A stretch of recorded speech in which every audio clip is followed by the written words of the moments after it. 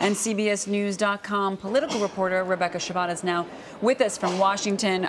Rebecca, so gun control has already been in the spotlight this week, and then yesterday's shooting happened between the anniversaries of the Orlando terror attack and the Charleston church massacre. However, even though Republican lawmakers were targeted, they're still working to ease gun restrictions on Capitol Hill. What's the latest on reaction there? Well, it's interesting that you mentioned that, because yesterday after the shooting in the morning in Alexandria, there really was no talk, even among Democrats, about reviving the gun control debate. I was kind of surprised to hear House Minority Leader Nancy Pelosi just mention the Pulse shooting and the need to combat gun violence at her press conference just now. But that hasn't really been the overwhelming talk on Capitol Hill in the last day or so since the shooting. The feeling on the Hill is more about, it's very emotional. People are thinking of House Majority Whip Steve Scalise, who's still in the hospital, whose condition is still critical. They're thinking of him. They're sending get well cards for the wounded. So that's really what everyone is focused on right now, just everyone getting better. Is the feeling that to talk about gun control at this point would be to be politicizing a terrible situation right now, but there's a possibility that the conversation could come up later? It is very possible. What I have heard a number of Republican lawmakers say and Democratic lawmakers say since yesterday's shooting is the need for maybe looking at more security for members of Congress.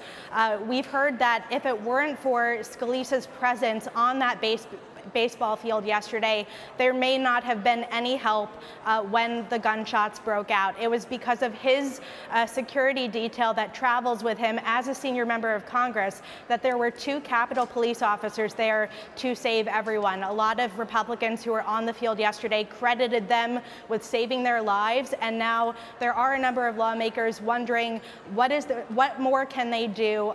There has been one idea floated about looking at transferring unused campaign funds to boost the security detail for members of Congress, especially when they travel in groups.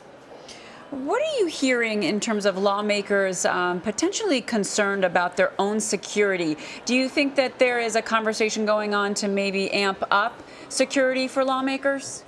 Well, as I just mentioned, they are looking at some ideas. Congressman Roger Williams, who twisted his ankle at the baseball field yesterday as the shooting unfolded, he spoke to CBS this morning today, along with his staffer who was shot in the ankle, and he was talking about the need to study what more Congress and the Capitol Police can do to try and protect members of Congress. Obviously, this has been a concern not only yesterday, but ever since Gabby Giffords was shot in Tucson, Arizona in 2011. So obviously that debate over how much security to provide to lawmakers, that's really coming back into the spotlight now. So, Rebecca, you're also following developments on another story taking place on Capitol Hill, the Iran-Russia sanctions. What's the latest on that? Are we expecting a vote sometime soon? Yes, the Senate is expected to take a final vote on legislation that would boost U.S. sanctions against Iran's ballistic missile program. Now, this fully complies with the Iranian nuclear deal because Iran's missile program was excluded from that agreement. The Obama administration was not able to include the missile program in that deal. I spoke to several experts who said that this bill that would strengthen ballistic missile sanctions is important, but I also spoke to one of the lead negotiators of the nuclear deal who said that this really wouldn't do that much. Now, what's also interesting about this bill is it includes sanctions against Russia, maintaining and expanding sanctions, and making it harder for President Trump to roll back, suspend, or freeze current U.S. sanctions against Russia that are in place right now. So it's interesting that we've been talking about the need for bipartisanship in the wake of this shooting, and here we have something where we certainly get some bipartisan agreement. Exactly.